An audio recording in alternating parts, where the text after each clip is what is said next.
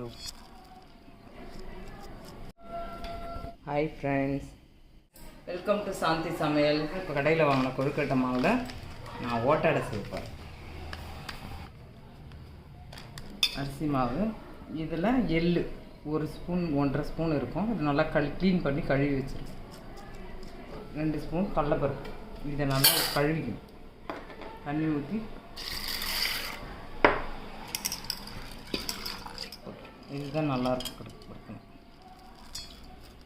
தேவையான உப்பு, காரத்துக்கு மிளகாத்தூள் தான்.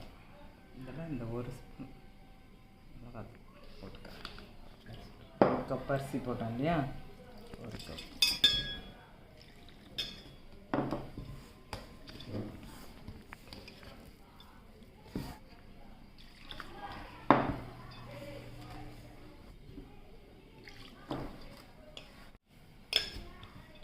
இந்த மாதிரி நல்லா சேர்ந்து வர வரலாம் கட்டிங்க. இந்த 1 கப் அரிசிக்கு 3/4 கப் தண்ணி தேவைப்படுது. பார்த்து ஊற்றிக்கோங்க கலந்துக்கு. அவ்வளோதான். இப்படி தான் பிசையணும். இப்படி தான் மாவு இருக்கணும். மாவு பார்த்திங்கன்னா இப்படி எடுத்து தட்டுற மாதிரி இருக்கான்னு இப்படியே செக் பண்ணி சும்மா எண்ணெய் காய வச்சு இதில் ஊற்றிக்கலாம். கொஞ்சம் 2 ஸ்பூன் எண்ணெய் இதில் காய வச்சு ஊற்றிருக்கேன்.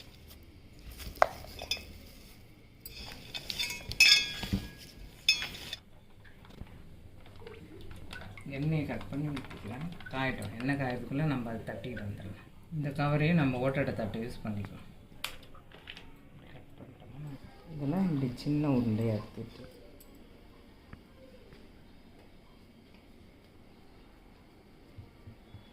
இந்த எந்த சைஸ் வேணுமோ அந்த சைஸ் தட்டிக்கலாம். அவ்வளோதான். இப்படி தட்டி தட்டி ஒரு துணியில் எடுத்து, ஒரு காட்டன் துணியில் எடுத்து வச்சுக்கலாம். எண்ணெய் காயறதுக்குள்ளே இதில் வச்சுக்கலாம்.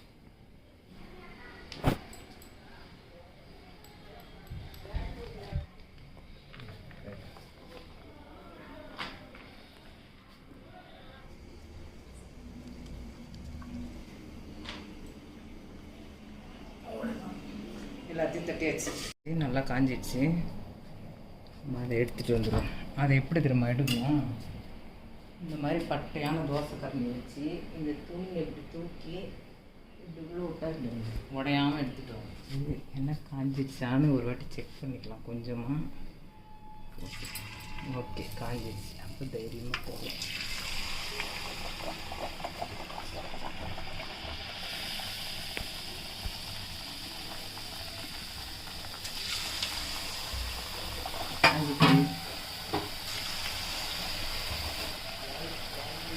போகலாம் வெந்துடும்.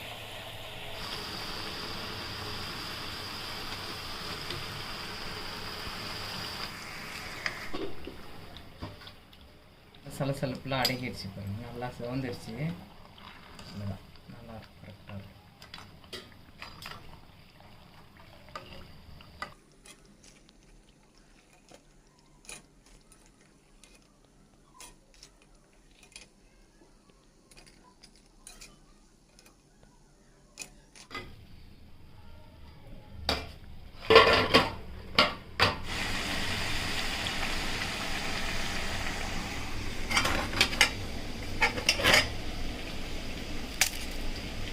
சூப்பராக இருக்கா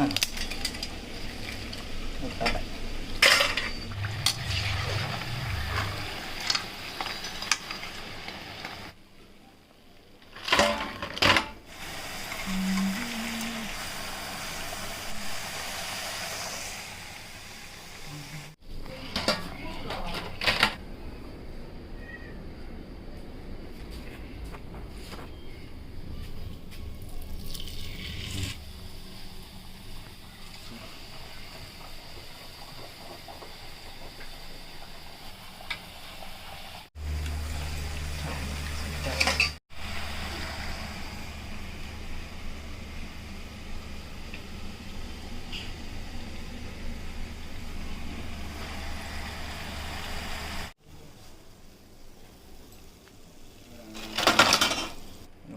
இப்போ எல்லாத்தையும் பொரிச்சு எடுத்தாச்சு. நீங்களும் இந்த மாதிரி செஞ்சு சாப்பிடுங்க. நல்ல மழை பெய்யுதுங்க. இந்த டைமில் இந்த ஓட்டடை கடிச்சு சாப்பிட்ற சுகமே தனியாக.